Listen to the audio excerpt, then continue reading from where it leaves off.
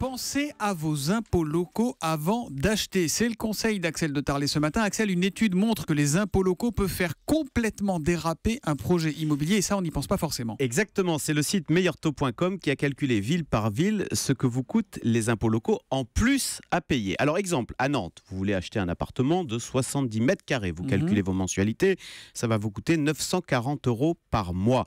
Sauf que si vous ajoutez taxe d'habitation et taxe foncière, votre logement va vous coûter, taxe comprise, si on peut dire, non pas 940, mais 1112 € par mois. Vous voyez, c'est plus tout à fait le même budget.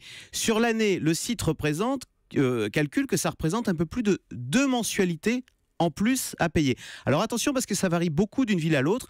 À Paris ou à Lyon, par exemple, les impôts locaux sont assez faibles, très faibles, même à Paris. En revanche, Montpellier et Marseille décrochent la timbale des impôts locaux avec quasiment là-bas l'équivalent de 3 mensualités à payer en plus dans l'année en impôts locaux. C'est comme si l'année durait 15 mois. Voilà. Pourquoi il y a tellement de variations d'une ville à l'autre ? Alors, ça dépend du tissu économique, bien sûr, des dépenses sociales, du nombre d'entreprises, etc. Mais il y a aussi, il faut le dire, des gestions différentes. Par exemple, à Montpellier, vous savez, c'était la mode des maires bâtisseurs. Alors c'est très bien. Je fraîche pendant des années. Ben, ça coûte plus cher, parce que d'ailleurs c'était la mode, les maires bâtisseurs entre 2004 et 2013 au niveau national. Les dépenses des collectivités locales, alors je sais il n'y avait pas que ça, mais enfin quand même les dépenses des collectivités locales ont flambé de 69%.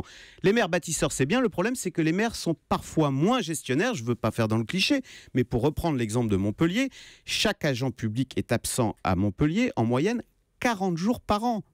C'est quasiment 2 fois la moyenne nationale. Ce qui fait dire aux administrés qu'ils n'ont pas toujours l'impression d'en avoir pour leur argent avec les impôts locaux. Oui, sauf qu'en ce moment, le gouvernement taille dans les budgets des collectivités locales. Alors c'est vrai, mais justement... Donc ça va augmenter encore. Oui, parce que comme il faut bien faire tourner tout ça, ça veut dire qu'on n'a pas fini de payer les impôts locaux. Mais c'est sûr, les maires bâtisseurs sont un tout petit peu moins à la mode en ce moment. Et en tout cas, les administrés acheteurs potentiels doivent faire attention à ça et bien regarder les taux d'impôts locaux. 2 mensualités en plus dans l'année à payer. Ça change la donne, ça peut changer la donne. Et c'est le Zoom Éco de ce matin avec Axel de Tarlet. À demain matin, Axel. Demain.